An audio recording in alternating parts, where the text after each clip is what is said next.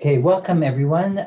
I have the honor of introducing this session. It's on career access professional services, campus and community partnerships, and inclusive foundation during the student journey and beyond convocation. I'm Emil Tompa, and I am part of the DWC steering committee, and I'm also the director of the Center for Research on Work Disability Policy. We have four presenters today. I'll name them in order, and each of these presenters will introduce themselves when they come up to speak. Our first speaker will be Katherine Hesson-Bolton, Diversity Employment Coordinator, Student Success Center at McMaster University. Our second presenter is Aditi Pathengay, a biotech student and faculty of engineering at McMaster University, and project coordinator and user tester volunteer.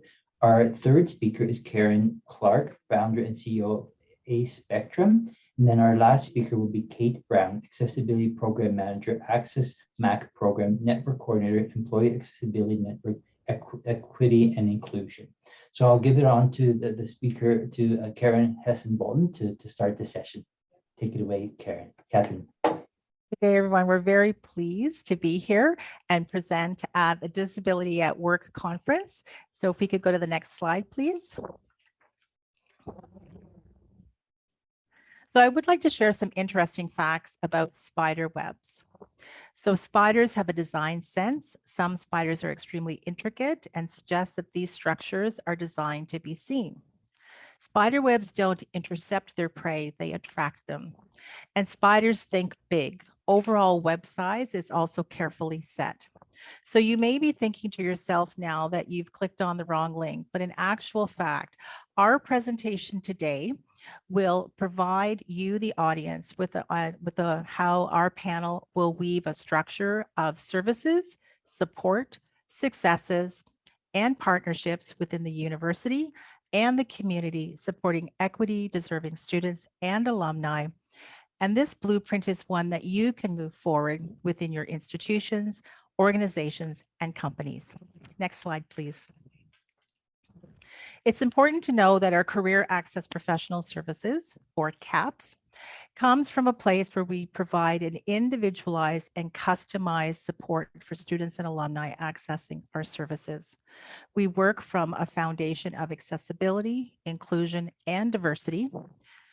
And the service is provided by a team of career counselors, the employment diversity coordinator, myself, as well. We encompass the student accessibility services transition coordinator and others within our service. It's important to note that for the CAP service, one does not need to provide any medical information, nor do they need to be registered for academic accommodations with our student accessibility services to participate. So it's very much based on a self-identification. Next slide, please. So for students and engaging students, as I said, spiders design structures that are designed to be seen. And that's exactly what we thought about over 3 years ago when we rolled out the services. How will we reach students and alumni? We incorporated appointments on an individual approach and provided explanations within our student portal, as well had dedicated appointment times within the Student Accessibility Services student appointment portal. With all the services that are listed here, I am going to spend a little bit more time on individual items and how that relates to what we offer. Relating to accommodation and retention services, again, this was very much done on an individual basis. Providing resource information to students from a self-advocacy point in establishing what they may require in way of their accommodations. We cannot assume that the accommodations one may have in an academic setting would naturally transfer over into an employment setting. We would work with the student, and many times we often hear, as within other sessions throughout the conference, about concerns around disclosure and asking for accommodations. Students may wonder what providers would actually provide to them, and they would have concerns that providing an accommodation request may exclude them within the interview process. That's where we work very closely, myself, with the student. Connecting with them is, do they want information, and then provide their own accommodation plan, contacting the employer, or I'm just noticing the interpreter change, Or would they want to request that myself, the employer, and the student that we work together?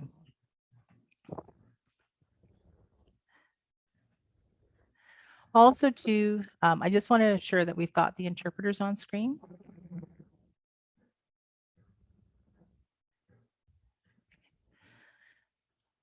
Students concerned, I mentioned that they may have concerns about disclosing. Often we would have that discussion not only relating to accommodations within the workplace, but also that transition of going into the work environment. It may be actually moving to a different community and possibly living on their own for the first time, and what that relates to in the way of their supports and working within that virtual network. Next slide, please. We also then, with our campus partners, really wanted to focus on establishing a link with those key campus partners that are already providing services, supports, and research in the area of disability and accessibility, as that was a great way for us to reach out and starting to build those networks. And very much we align that the same way in how we work with our employers. We had dedicated campus recruitment, engaging employers from different sectors, and such as workshops around disclosure, accommodations. One thing that we did develop specifically in working with our campus partners was a referral tip sheet. And this was a way to engage those career and campus partners on how to have conversations with students about the specialized services that we offered. Currently, we know that students right now are going into the winter term and securing their winter co-ops. We've asked our career and co-op offices to review the students who are registered to participate in co-ops, who has not yet secured a co-op, and do those students require some maybe additional support in helping that job search? Because many times students may not disclose that they have a disability. And this way, we also then have marketing materials that we work with each of our career and faculty offices and bringing that forward to students to let them know of the additional services that we offer. Another large piece that we offered was around retention services and supports, and we would have referrals from our campus units when students have concerns moving forward and that they may disclose that to a faculty member. Next slide, please. And the employer relationship piece. This was an area where we really want to do and take a one-on-one approach in working with our employers as to what are their needs relating to accommodation conversations, diversity, and inclusion. There would be times where I would contact an HR representative for a company and let them know, again, with permission from the student, that we have information to share and start the conversation around accommodation requests. And that some employers would say, we have an accommodation statement, but we've never actually moved forward an accommodation plan. So again, some of the same resources that we would share with the student in the way of different resources available through McMaster or some of the wonderful community resources that are available around accommodations, we would share that with the employer and support navigating those conversations. In some cases, we would also establish appointments with the employer and the student for the onboarding process, and those touch-base points based again on the employer's needs and the student's needs. The added value piece also included connecting the employer with funding opportunities. We do have a diversity inclusion award and a diversity accommodation award, as well as an international student work opportunity. These funds are available to students, alumni, and employers to provide things such as access, employment supports, specialized equipment, and just to know, in many cases, international students are not eligible for some of the student and employer funding. So again, this could potentially be another barrier to being supported in the workplace.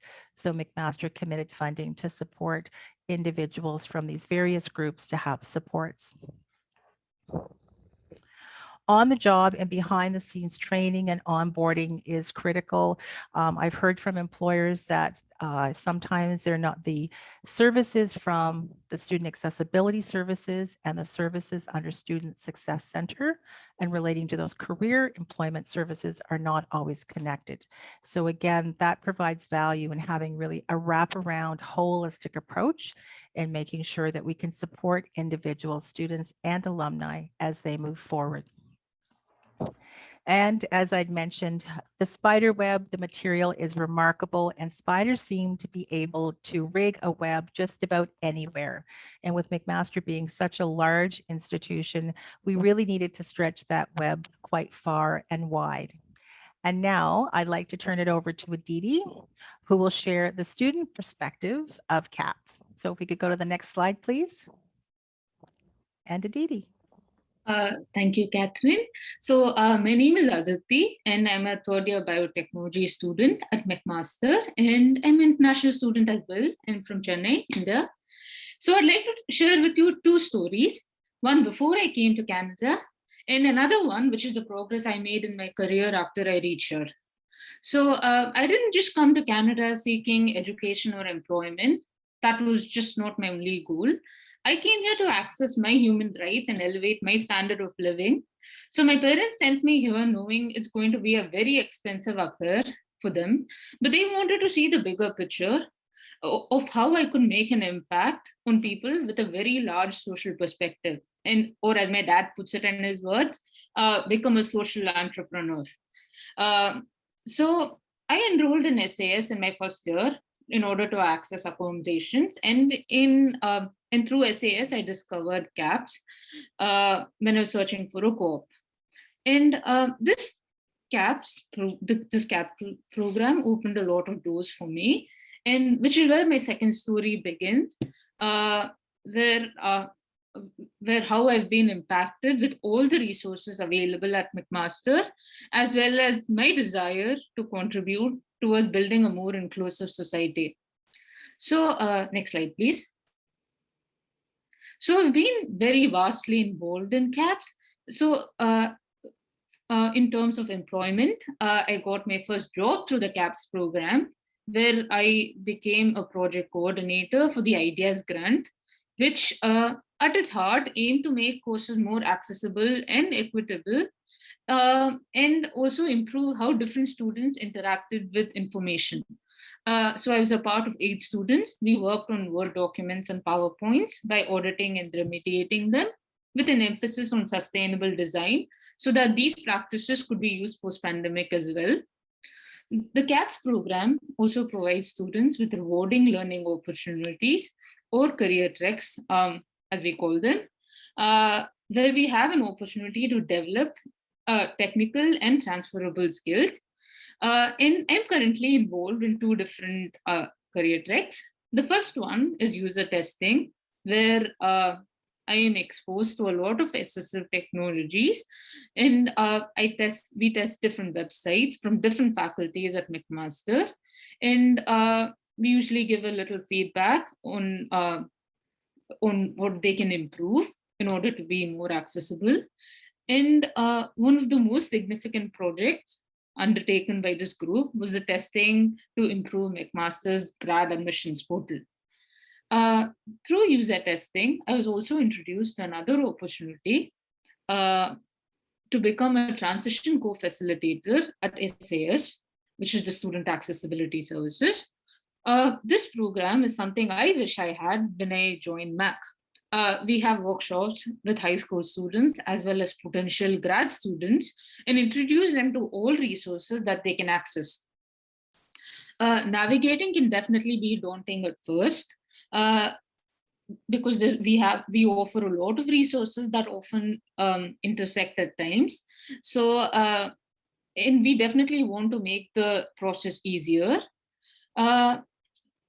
So this project has also allowed me to transition into another one, which is the SAS Advisory Committee, which I will be involved with very shortly. So all this could only be done with the support I was provided by CAPS, I spent several meetings with my counselor, and we go over my resume and cover letter anytime I want to, and we set goals and expectations. She also taught me how to navigate in a new work environment, and how to ask all the accommodations I need. These meetings are always tailored, as Katherine said, to meet the student needs. So, for instance, I have a lot of trouble accomplishing goals without a deadline. I also overestimate how much work I can do per week, like any other student. But with my CAPS meetings, I usually make a list of all goals that I want to accomplish. And at the beginning of next week, we usually discuss if I've accomplished everything, if we need to work a little differently in order to be more productive in the future. So it has taught me how to realistically set goals, and I've definitely been able to do a lot more things than I could before. This program has also enabled me to form connections and meet new people who have taught me a lot and provide me with opportunities that I didn't know I could have. And the most important thing that I've received from this program is self-confidence, as well as the courage to ask for what I need. I've realized after coming here that this is a massive privilege that a lot of people in the world do not have. And I'm extremely blessed to have met the right people who have imbibed me with this knowledge. So when I look back into all the exciting changes that happened in my life, I am able to connect the dots, which are, well, the first one is the one the promise which I made to my parents to become a social entrepreneur. The second one was the opportunity to work for a social cause such as this. And the third dot is my own personal growth, which I was able to achieve with all the support and encouragement I received from all my mentors from the CAPS program. So I've been blessed with all these incredible opportunities where I've met so many people and learned skills that I didn't know I could develop. And I think it's about time that everyone, wherever they are, have access to all these resources as well. So these are my stories. And with this, I'd like to invite Karen, the founder and CEO of ASpectrum, as well as an employer, to continue this presentation. Wow, thanks, Aditi. That really lingered with me, your statement about having the courage and it being a privilege to ask for what you need. That really resonated with me. And thank you for sharing such an amazing story. You're definitely someone to watch. I just wanted to say quickly what a privilege that it is to be able to present at this Disability at Work in Canada 2021 conference. When Katherine extended the invitation for me to speak, believe me, it was met with more excitement probably than professionalism. I believe there were some joyful and excited expletives used on my part, if memory serves. But seriously, it's a big deal for a new business like ASpectrum to get a seat at this table with such a distinguished audience. And it's a huge vote of confidence from Katherine and McMaster University. And we really sincerely appreciate the opportunity. So first, let me tell you a little bit about ASpectrum. We launched in August of 2020, smack in the middle of a lockdown. My son and business partner, Julian Clarke, who's neurodivergent, was a recent and underemployed university grad. And I was off on leave from work from the labor sector. And we were deciding like maybe we could use the downtime for something a little more productive than Netflix and Uber Eats eventually. And we began to address what we felt were some pretty major gaps in a flawed employment model. Since then, we've taken the conversation from kitchen table to boardroom tables, albeit mostly virtual in the past year and a half. And we've assimilated a team of 12 integration support coaches, many of whom identify themselves as neurodivergent, and secured several contracts, including a national contract with Ready, Willing, and Able. So I'm extremely proud to say that we've gone on to support the retention needs of approximately 150 neurodivergent employees to date and counting. So ASpectrum's worked really hard to carve its niche by providing human resource services designed to meet the unique needs of neurodivergent individuals through recruiting, onboarding, integration coaching designed to empower job seekers to find meaningful employment and assist their employers to effectively support them. And ASpectrum's model is actually connecting aptitude to opportunity. The connection part is where Katherine, through the Student Success Center and McMaster's CAP program, has been a really integral resource in our success. Her commitment to advance equity, diversity, and inclusion by removing barriers for equity-deserving students and alumni is really quite unparalleled. Many of our employer clients heavily rely, oh, can I have the second slide, please? Many of our employer clients rely heavily on the resources of campus recruitment to build a reliable talent pipeline. And because of lack of accessibility and accommodations, a lot of neurodivergent students don't access or participate in work integrated learning opportunities. So ASpectrum has been working really closely with Katherine, the Diversity and Employment Coordinator at McMaster, to help identify and develop solutions to this challenge. Last spring, we identified that a dedicated recruitment and applicant tracking tool designed to gather resumes and then connect job seekers to employers and opportunities would be extremely helpful. ASpectrum has since designed and implemented this tool. And in June of 2021, to meet our rapidly growing demands for support, we sought out funding that assisted us in hiring an intern to help us build out that recruitment platform. So we were awarded a Career Launcher digital tech internship grant, which we used to hire a full-time systems developer. So the web led us back to Katherine, and we utilized the CAP resource program and hired our systems developer, who incidentally identifies as being neurodivergent as well. And he continues to work with us in a full-time capacity to this day. So this is a perfect example, I feel, of the change that's capable together. This partnership resulted in ASpectrum being connected to a neurodivergent job seeker in a really effective way. And throughout the contract, Katherine's consistently, she's checked in with both parties to assist in making sure it's been a smooth process. It's been a very mutually rewarding experience. And we fulfilled our hiring mandate. Our employee benefited from a meaningful opportunity in a very supportive work environment. We also benefit from the fact that he brings the unique perspective of a neurodivergent employee into the accessibility of the design and development of our infrastructure. So to me, that's win-win. Slide 3, please. Another exciting example of even bigger systemic change that we can make together utilizing the CAPS program is through research and innovation.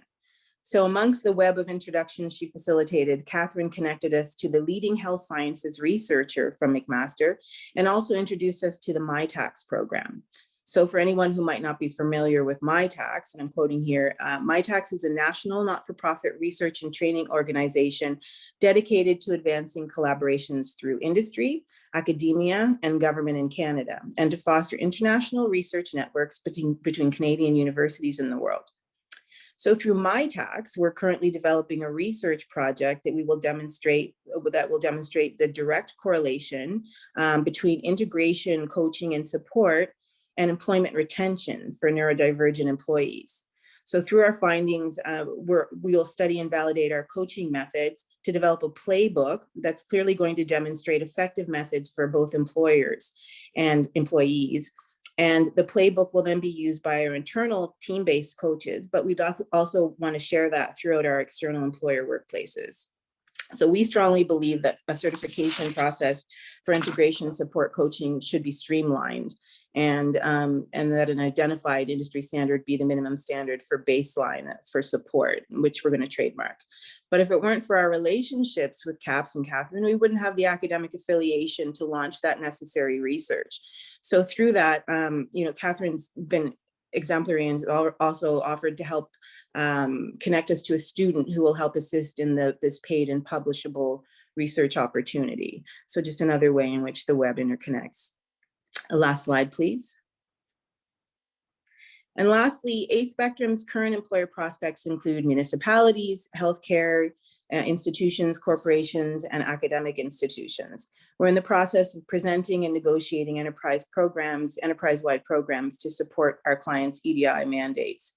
We would never be able to effectively fulfill the growing demand for these service level requirements with the tremendous supportive partnerships like the one that we're fortunate enough to have and share with McMaster's Student Success Center and the CAPS program. And genuinely, these programs have allowed us to become a champion for the abilities of the neurodivergent community in our own workplace, in ASpectrum's own workplaces.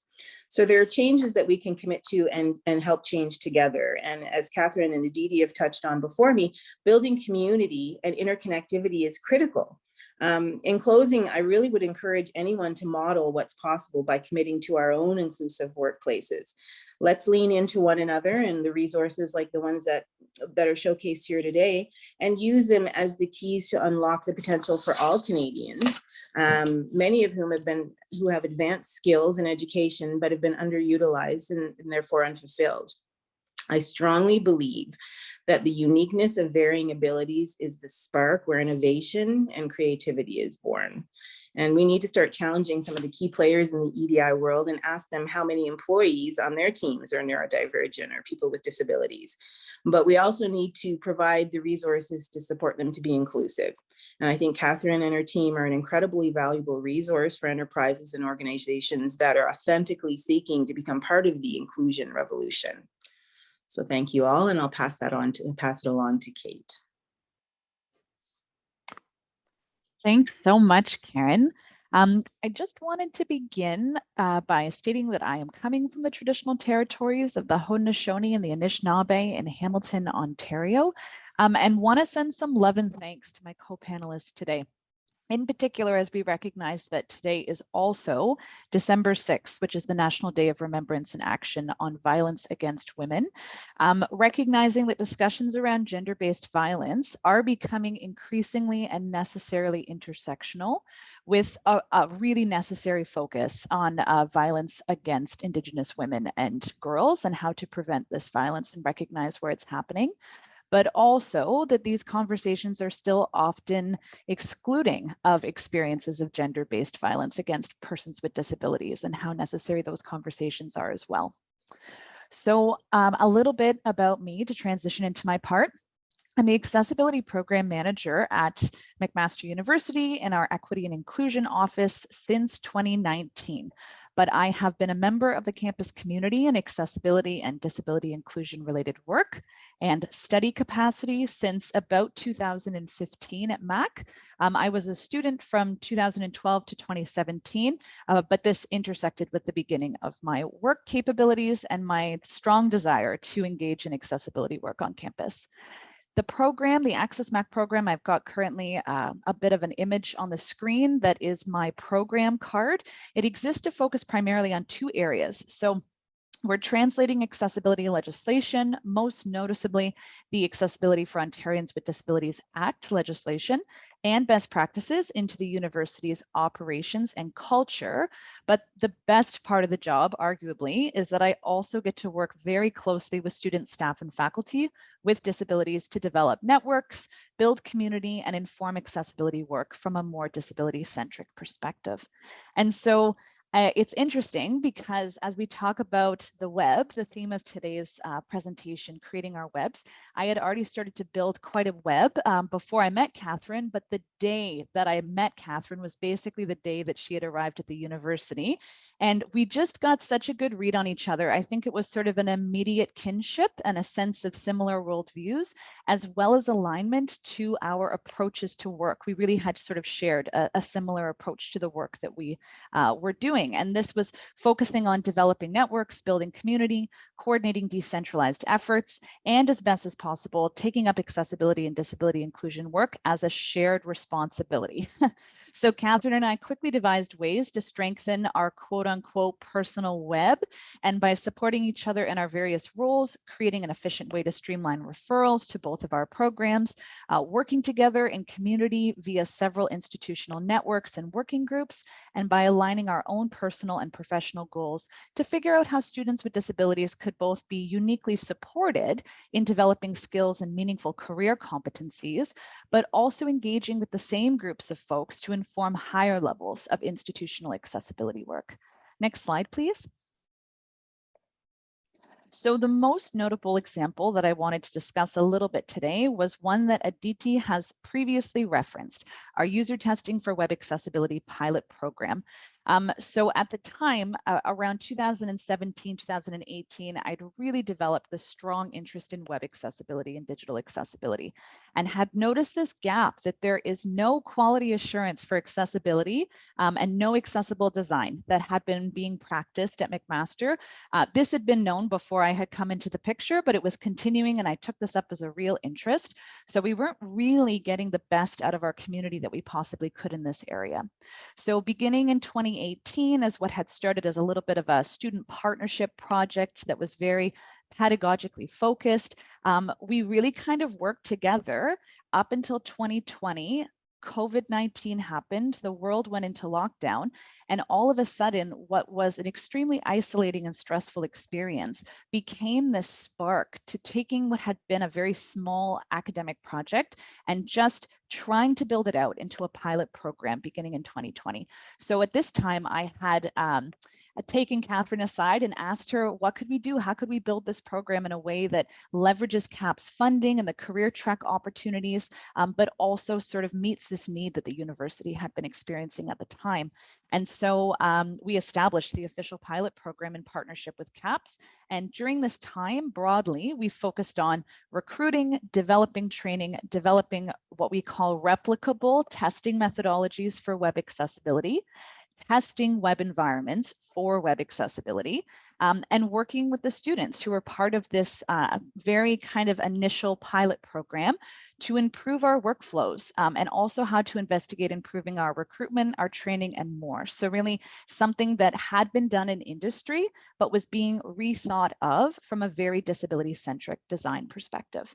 Next slide, please. Thanks so much. So some highlights from the pilot so far. On the slide, I've got a broken up into program level versus community and individual level. On the program level, so far in the past year, we've developed partnerships with 15+ campus partners across the institution. From this program, we've had a subsequent approximate 10+ student and alumni partner work study programs and or projects inspired by this project. So creating the web further from this central little project that had started out, the development of a replicable and disability-centric model for web testing for accessibility, and then also influencing broader conversations around web accessibility at the university, which tends to be approached from a very corporate and best business practice perspective, but which we were really trying to influence more of a social entrepreneurship, to sort of use that term that Aditi has already used, more in that vein.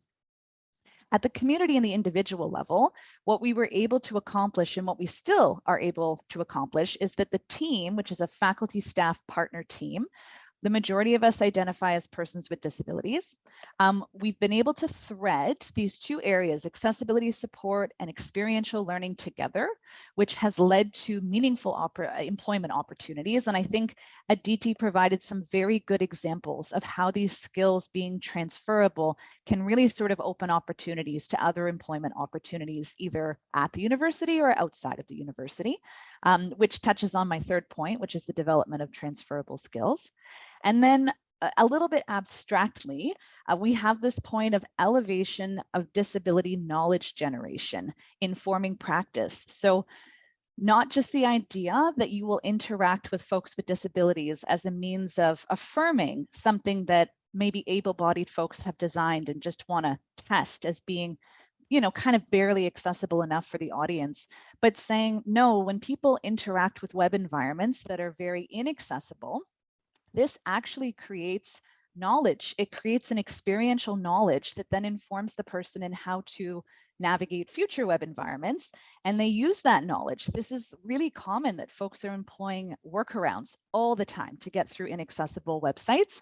And so it's been really interesting sort of working in that area in the past year, but going back to 2018 rather. Last slide, please. So then just sort of a bit of, the good news story. We're still small, we're still a pilot. It's still too early to understand the impacts of this pilot because we haven't yet engaged in research where we would be able to sort of understand the impacts that the pilots have had on our campus partners, as well as the folks engaging in the project team. But what I think we've been finding anecdotally, just from feedback, is an altogether really positive experience, a really positive impact. So we've got from our campus partners, some folks describing the experience as being illuminating, extremely helpful, adding additional user design layers to their web practices, inspiring, instructive, and supporting disability-centric design, as well as supporting connecting units to end users with disabilities, because a lot of folks don't have access to these communities, and a lot of communities of persons with disabilities don't exist in a university setting. Arguably, what Katherine and I do when we work like this is we're helping to support the development of disability community, and then folks who join the communities then help grow and perpetuate the community.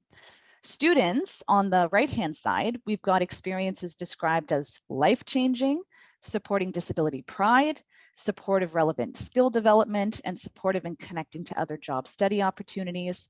I think Aditi had mentioned that it's been really helpful in understanding other experiences of disability and helping to feel more connected to campus, where sometimes that connection is not always the easiest to forge for folks that are experiencing substantial barriers to engaging with their academic study and social lives. Supporting a real sense of inclusion, sort of putting actions to words, and really like just this feeling of not feeling like a burden, being able to take this information and this knowledge and support this idea that Aditi had mentioned also too, that I need to understand a little bit more about what I'm entitled to as a human right, that this isn't a burden, it's a right, and feeling like they're making a difference. So I thought that I would just sort of wrap up the panel with a little bit of reflection about the benefits of bringing folks using adaptive or assistive technology and or students with disabilities into the program that I run, the AccessMac program. And so as an employer, I can say that this has really supported my ability to effectively and efficiently work with a brilliantly diverse group of people. I feel now much more comfortable operating in a number of different communication styles, in a number of different technology enhanced spaces, like exclusively online. We've been running our pilot program exclusively online for the past 1.5 years. It's improved my abilities to hire for competence purely, or potential competence, so development potential, and also to apply an anti-ableism lens to recruitment, hiring, training, retention, et cetera, like the list of benefits just kind of goes on. As an accessibility practitioner, I think I'm just better at quote unquote living accessibility principles and practices now. I'm always mindful of how to enact multiple methods of communication, how to write and speak in plain language, how to understand and interpret the variety of accessibility barriers that might arise in any given environment, and really how to brilliantly problem solve accessibility fixes. This has made me a disability community and informed person who listens and takes leadership from those most impacted by inaccessibility. And then also, as a person who self-identifies as being a person with disability, I get this great sense of friendship. I have these buddies that I can interact with all the time on the team, and people who just quote unquote get it. They just get the experience of being disabled in higher ed. These are folks who bend for each other, quote unquote. So it can be really a lot of work sometimes, or feel stressful to provide accommodations all the time as a one-way street. But I think what's been really helpful existing in communities of persons with disabilities is that there's a lot of mutual accessibility and accommodating that takes place.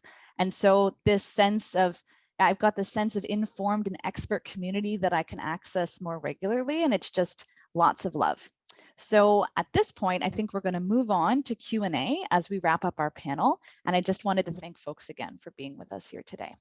Thank you all. That was super inspiring and really great. We're already getting some questions in, so I'll ask everybody to turn on their cameras and their microphones, and we'll jump right into the Q&A. So for delegates who are at this session with us, you can put in your questions on the Q&A platform, which if you hover at the bottom of your screen, you'll see the Q&A will pop up and you can type in your questions, or you can also put them into the chat function. The chat function is also available at the bottom of your screen. So please come forward with any questions you have for our panelists. And I think we already have some questions here we might start off with. There's one question that came from Angela Zaglu, and she asked, have you analyzed how the university has triggered mental health episodes? And I'm assuming that's referring to maybe the stress that students might experience during their terms or semester kind of thing. And maybe also you might think about how you address those situations when students do come forward with mental health stress, depression, anxiety kind of thing, when they need those kinds of supports. So I'm not sure who wants to start, maybe Katherine? Yeah, I can just speak to that a little bit, and then maybe Kate, if there's anything you want to add from your area. Certainly, we work very closely through our Student Success Center with the student wellness services. And one area sort of, when it comes to actually sort of that analysis and tracking, I don't have that data, but that certainly would be something through our wellness area. But very much, COVID and even beforehand, mental health supports is very much supported within the university. Some things that have occurred over the last couple of years is also from an inclusive standpoint, bringing in counselors with different lived experiences and backgrounds, such as counselors who are Indigenous, as well as counselors who can address some of the needs and conversations and navigation of students who are Black. So we have many resources on our website, supports through our counseling and our mental health services, as well as our wellness. So there is, like I said, I don't have that data, but that would be something through the wellness area. And I know in Kate's area, there would be some additional comments to be added as there as well. Katherine? And really great question, Angela.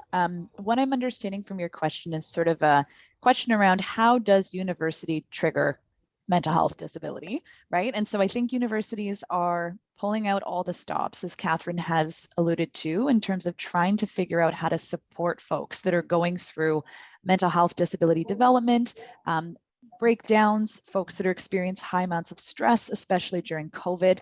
And it's a really interesting area to sort of analyze the structures that are in place that arguably perpetuate disability at the university, and in particular mental health disability. And so what I might offer as a reference, I have a colleague who is way more skilled in this area and has done about 12 years of research into this topic.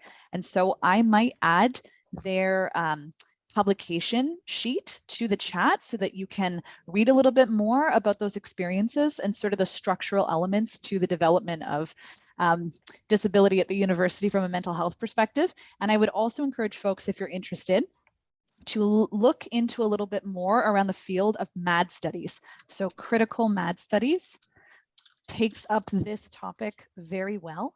And I will add that link as well to an academics resource page. So thanks for the question, Angela.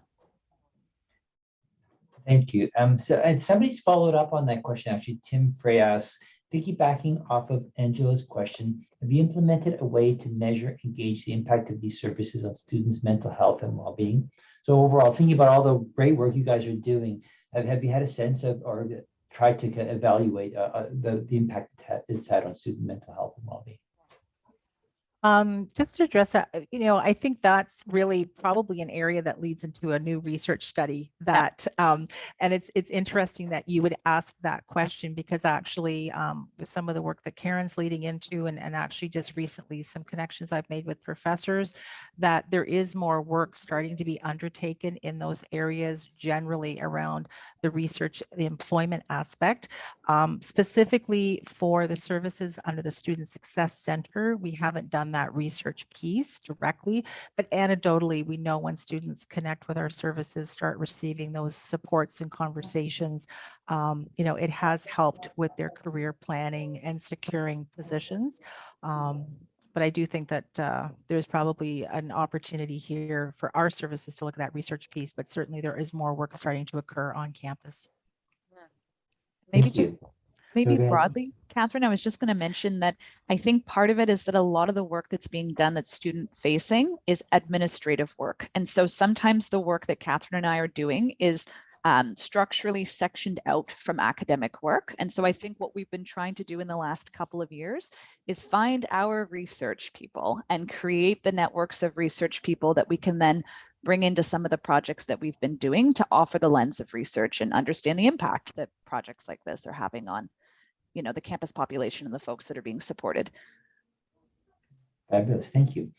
Just some comments as well. Someone mentions, Valerie Martin says, I'm looking forward to the playbook from ASpectrum. So Karen, that's for you. Looking forward to that piece that's coming up.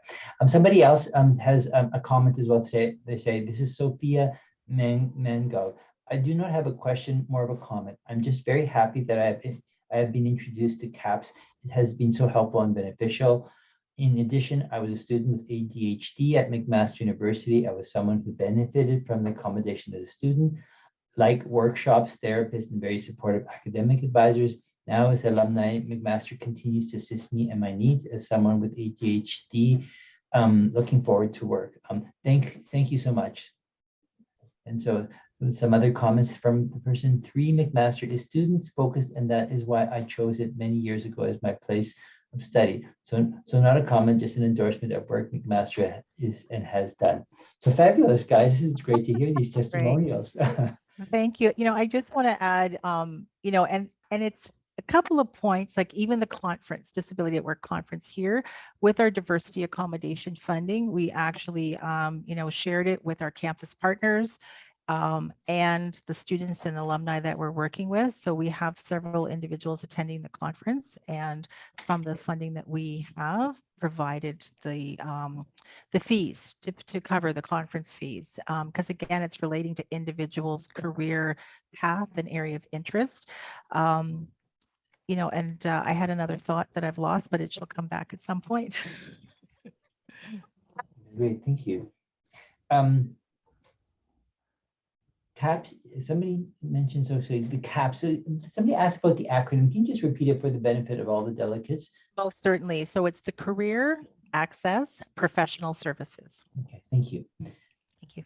So we're taking questions from either through the platform, the Q&A at the bottom of your screen, or through the chat function. So delegates, if you have any questions, we can tend to them through those 2 platforms. So don't be shy, come forward with some questions. We have another, we're going through till 2:05. I should also mention that at 2:05, we'll be having an opportunity for more engaged participation from the delegates from 2:05 to 2:25 on the same topic. So our panelists will be staying on, and anybody who's in the audience who actually wants to come forward, we can either you know, put you on the platform itself. If you raise your hand, we can actually bring you on board and you can speak and we can see you as well, or you might continue with questions and answers and comments through the Q&A and chat function. So that's happening from 2:05 to 2:25.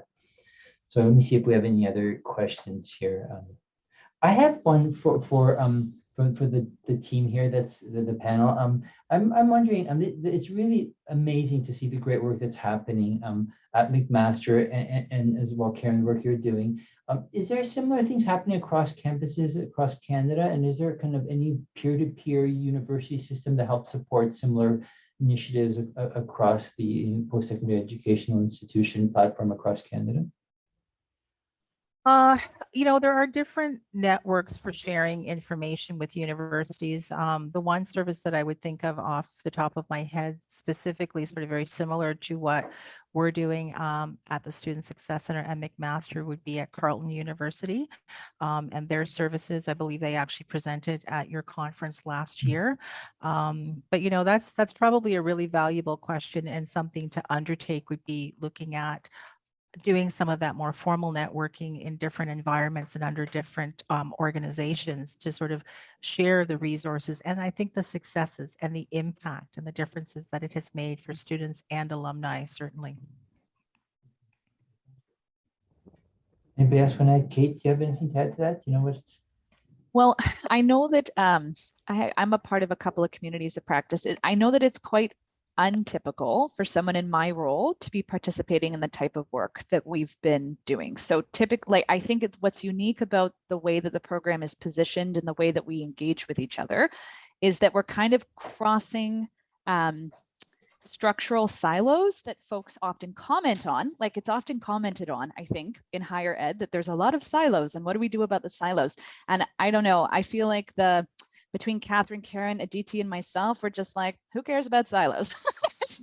It just sort of feels like a bit of gentle resistance to maybe what's been structured in how universities typically operate, and really showcasing the benefits of working across silos. So it's not about breaking them down necessarily. You're respecting the way that folks operate autonomously, but you're forging these really meaningful relationships with one another that help uplift and support and bring folks into Central, but also out into the Hamilton community. And I think we have a bit of a unique environment in Hamilton as well to support this type of community developed engagement with the university, because Hamilton's a pretty awesome city for community engagement work. Oh, fabulous. That's Yeah, great to and hear. I think to add from that, and that employer perspective is, it's really about the individualized relationship with the student, with the alumni, with our campus partners and our employers. And it's really taking the time to listen to each individual need. And from there, you build the service and the supports and those conversations. The point I had forgotten that's now is back is that, when someone graduates from McMaster through our alumni career services, you have 10 years. So after graduation, you have up to 10 years. So one example, I was working with a student who was on the dean's list, was going on to do their master's at another university, and all of their work experience was very much sort of, customer service, great for developing transferable skills, but working with our team, had a summer position. We supported in finding that inclusive employer and making that match, so that the individual now had work experience on their resume relating to their actual field of study. Not only did we do that and work with that individual, but moving forward, we kept the contact with the student who was going on to do their master's at another university. And so they've graduated, but they're still part of our services if they want that support. So ensuring that they had the information on connecting with the student accessibility services at that new university, as well, doing some, working with the individual to connect them to some local employers now relating to their masters and opportunities in the future. So it's really around that wraparound holistic approach. Yeah, I would just jump in there as well and just piggyback on what Katherine was saying. I think that's one of the reasons why ASpectrum has aligned so well with Katherine in the CAPS program, is because of that unique individualized approach. We share it as well. And I mean, even the candidate that Katherine had suggested and connected us with for the role of the systems developer, she knew him quite well. She'd spoken with him several times. She was able to speak to his strengths and supports that he would thrive with. So, and as a result, we were able to initially build a really strong working relationship. And has kept in touch with him and us throughout the 6-month contract. So I really feel like that's the key piece that maybe is missing. We've worked with other universities as well, but the thing that kind of exceptionalizes McMaster's approach and the CAPS program is just this unique way of really seeing the individual and really valuing their strengths, pulling those strengths out and showcasing them on behalf of that individual to employers like ourselves. And that's, I think, where the exceptionality comes in. Thank you. We had Angela continue with some questions here, and I'll just read them out, make sure I'm clear about this. She says, CAPS is a test as well. How CAPS makes a difference in regards to any other university career counseling, orientation, and follow-up program? And that's a question. So I'm wondering if Katherine, are you able to give a little bit more details about how it's a test case and how it's helping make a difference to other university career counseling, orientation, and follow-up programs?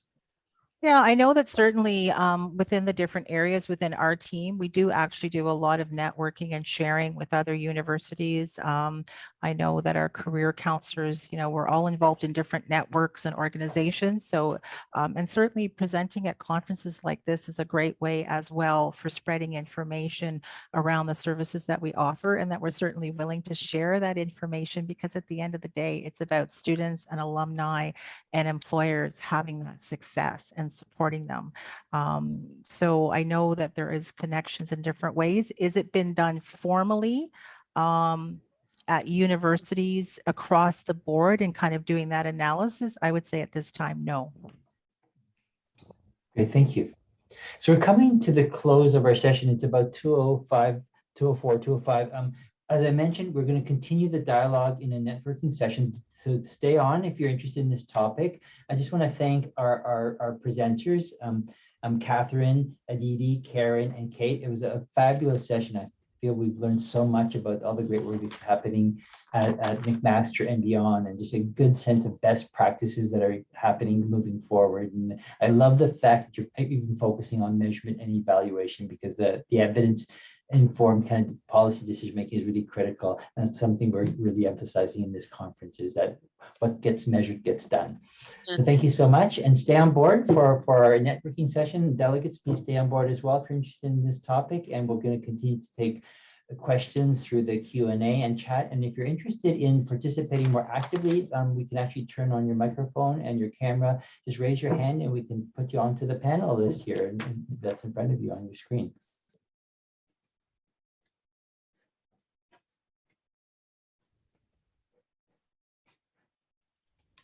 So let's see what other questions we're getting here. Okay, nothing yet. So let me just see if anybody's raising their hands. Don't be shy. If you raise your hand, we can open your mic. You can be welcome also to turn on your camera if you want to become part of the panel discussion.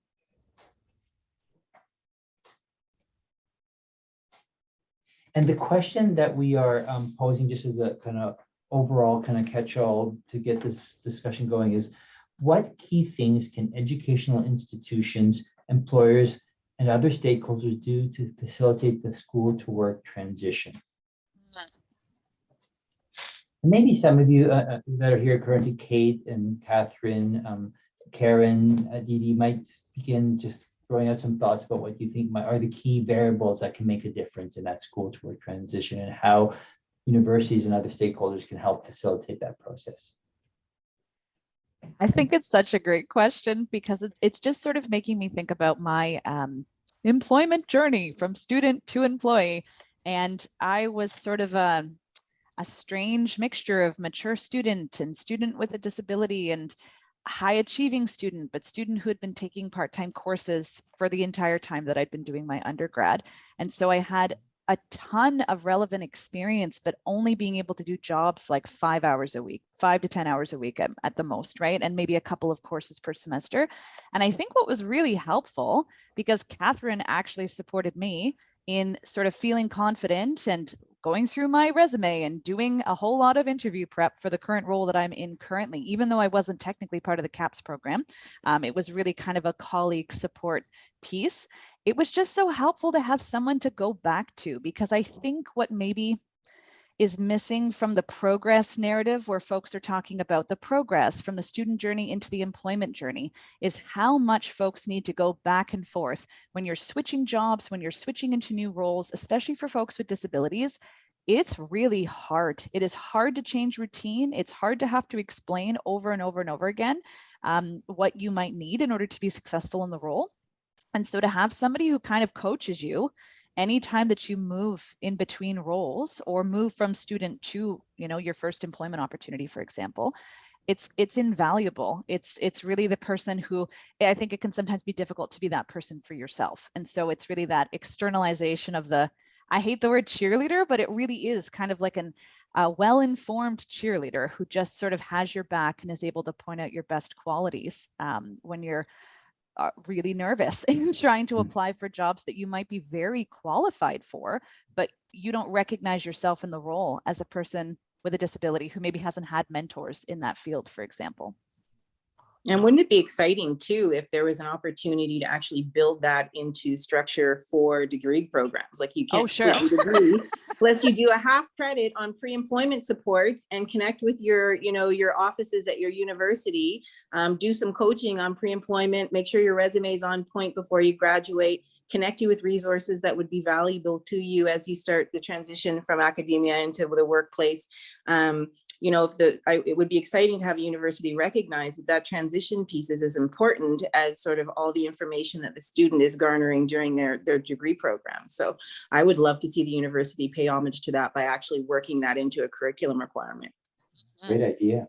I think to add to that, again, I had an appointment today, a student appointment, and again, it was showing campus connection. So it was a campus partner who said, chat with Katherine. And this is someone who's just finished their master's and now they've graduated and they're like, what now? And they weren't aware of our services and they weren't aware of alumni services. There was all these things that are available. And I think, part of having it as part of your academic program, but any business doesn't put an ad anyway one time. It's about the constant marketing to get your message forward. And I think as we have, your registration, having it on those main pages of, your portal as a student when you're logging in and it's your next year, your next academic year, it's providing information about the different services and supports that are available to students. And then through our alumni, we do a lot of marketing out through the alumni newsletter. We've developed marketing materials for all the faculty areas to share out to their students about our services.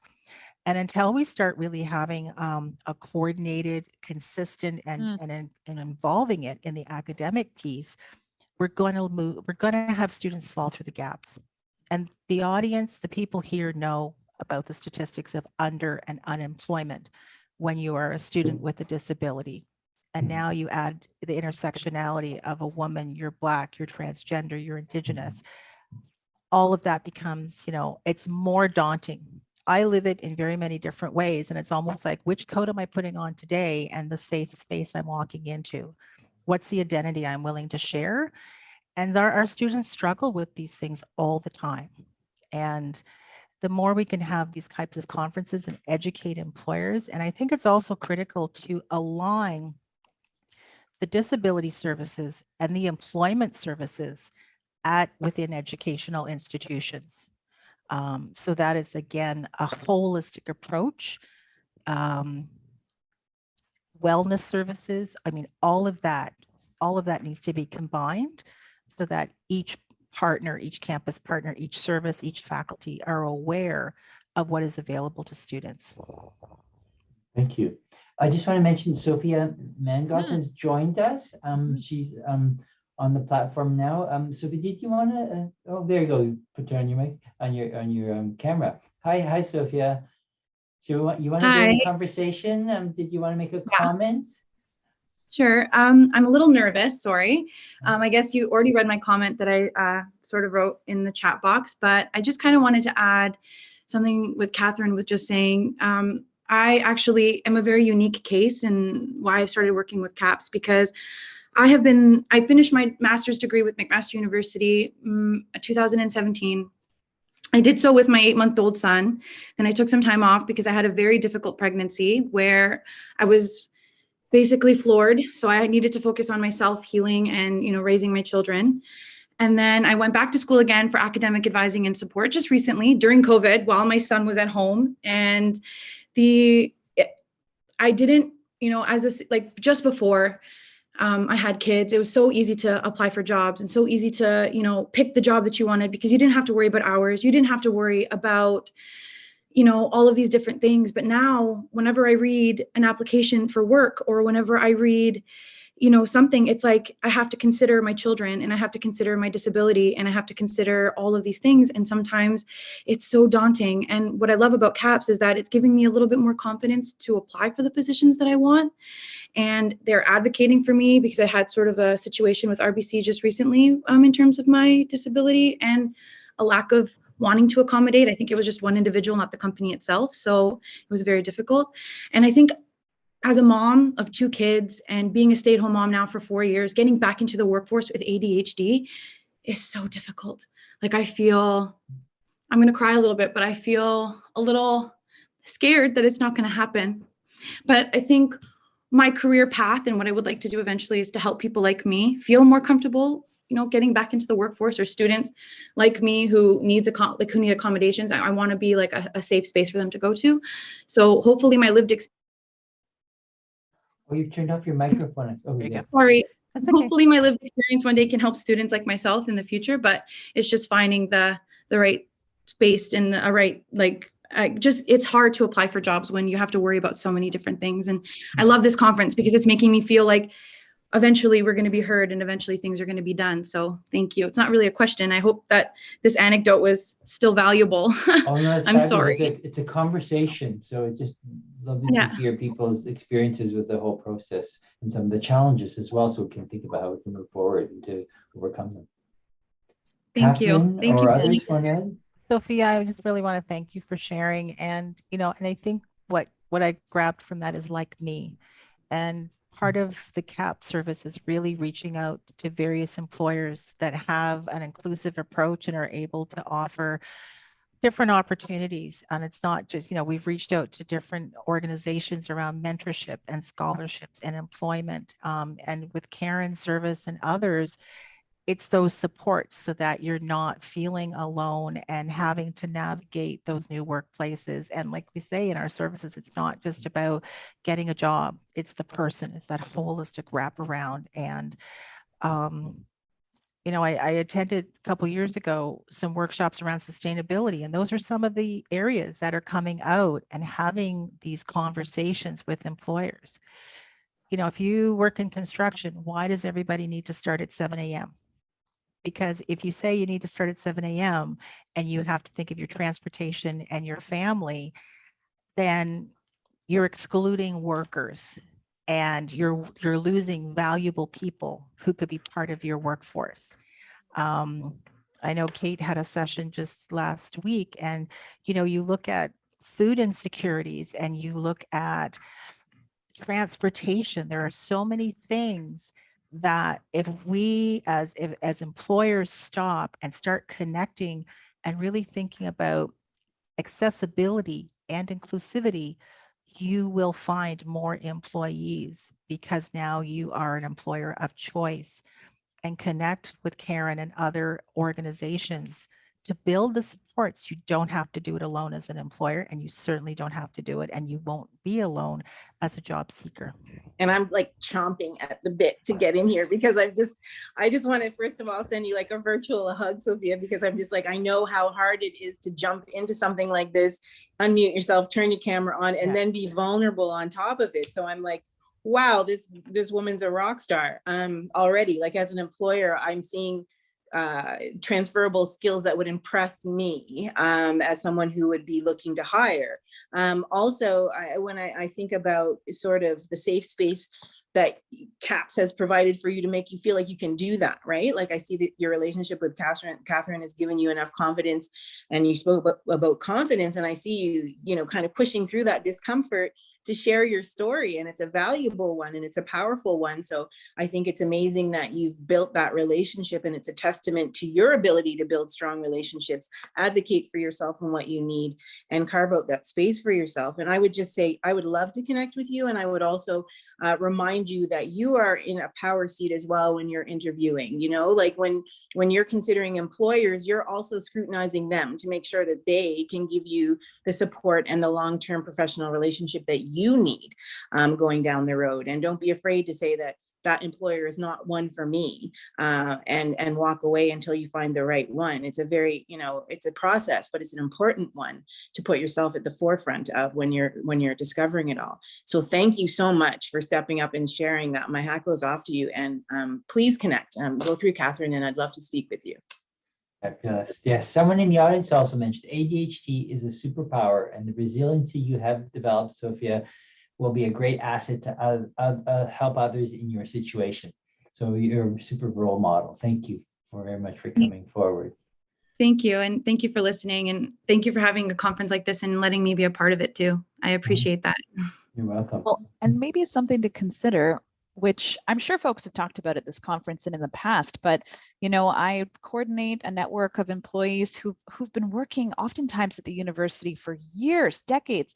And even then they tell me, if within the first quarter of a job description, they can't sense that the employer is going to be supportive in sort of the ways that they need the support, so disability friendly or EDIA focused, et cetera, they will completely pass over the job description. Some folks will look through thousands of job descriptions before they land on ones that feel like they're going to be able to even apply to them and get it through the first stage. So it just makes me think, Katherine, about your comment about excluding workers. We don't even understand the depths to which we do it sometimes. Like even putting the equity statement at the bottom of the job description is just, it can be make or break for folks using screen readers. They just won't go to the bottom of the job description, right? So it's just an interesting thing to think about from sort of an employer approach and how to maybe frame to the audiences that we're hoping to recruit from. Like, yeah, you are not only welcome, we know the strength that you bring, because unfortunately the resiliency has been forced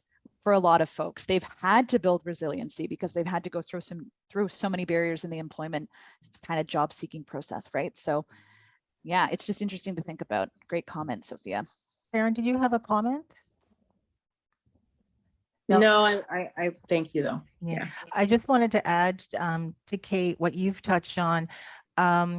In one of the sessions last week with the conference, there was discussions around the interview and the resume screening process. And it comes up time and time again from students and alumni. And Kate, to your point, when the accommodation statement is at the bottom, and does it really give it value when you just have that standard statement? Because after all, it's the law, so you should have the statement. But from an applicant perspective, and I think if employers really start to bring out more about what is your interview process and how can your interview process be revised and share. So, I worked with one employer and I'd gone on site. This was the days before we were all, sort of revised schedules, let's go with. And the employer was doing wonderful things in their workplace around their accommodation supports, their workstations. They had all gender washrooms. They had quiet spaces for prayer, or if someone just needed to go and have, some quiet time in the workplace. And all of these wonderful things they were doing was nowhere on their website, nowhere in their reports. And I'm like, these are such wonderful things to share with future employees, to have them come and apply to your company. And then there's, what are you doing in the way of accommodations? Put testimonials up from how you have supported your employees. Do you have student ambassador programs? The more you truly show what you are doing, what you would like to do, bring in these types of programs, we know we're going into, a workforce shortage.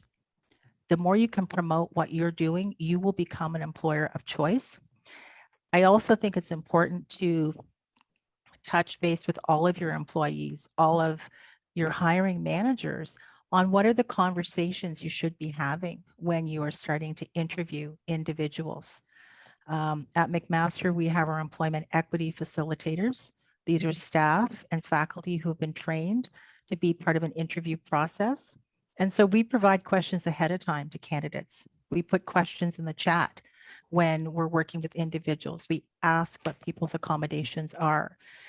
So I think the more that you can actually promote what you are doing and share that with your candidates, it takes away all that anxiety of, should I apply? Are they going to provide me accommodations? I don't know if any of the other panelists or participants have anything to add to that, or. Just noticing a really good question in the Q&A. Mm-hmm. And I'm like, do I answer it online or do we talk about it for 2 minutes? We have 2 minutes if you want to get, there's been a few questions in the Q&A session that we haven't addressed, but go for it, Kate, if you can. Okay, so the first one is around services available for students with intellectual disabilities. And the second one is around a space or opportunity to work with academic people with disabilities who are working in accessibility momentarily. If yes, how can I be connected? Just to respond quickly, Farshid, if you work at McMaster, absolutely, absolutely. We're always looking for our academic people to really drive home evidence-based practice, but also to build disability community across faculty, staff, and student areas. I might turn it over to Katherine. I know that I don't offer student-facing services, so I can't comment as much on the question around services available for students with intellectual disabilities, but I wonder, Katherine, if the SSC takes this up. Yeah, most certainly, definitely. And again, that's where it doesn't, you know, from our service perspective, it's how you identify what your needs are. And if we don't have that expertise, and certainly we are not experts in every area, that's where we build relationships with many community partners as well as partners on campus to provide the services and the supports to the individual based on their needs. So if you are involved with McMaster, our contact information is available through the conference registration and the delegates. Please do reach out. And if you're not part of McMaster, but again, looking for those supports, I mean, Karen, I think would be a great resource, as well as, you know, what is available if you are in university through your student accessibility services. And if you're not connected, please reach out to any of us at this session. Yeah, Ready, Willing, and Able, the national organization through Inclusion Canada, offers support with people with intellectual disabilities attaining any post-secondary institutions that require additional support. So that's definitely an option, and we are funded through them, so we can offer our supports through that caveat. We do work with them as well, and so Karen, so definitely we can get you connected. Yeah. Great. So we're out of time. Thank you very much for a fabulous networking session and fabulous panel session before that as well. It's been a great conversation. Stay with us. There's another set of parallel sessions happening in about 5 minutes. I thank you all, and also for the delegate Sophia for joining us as well to be part of this conversation. Have a good rest of the day. Bye-bye. Thank you. Take care, everyone. Thank you.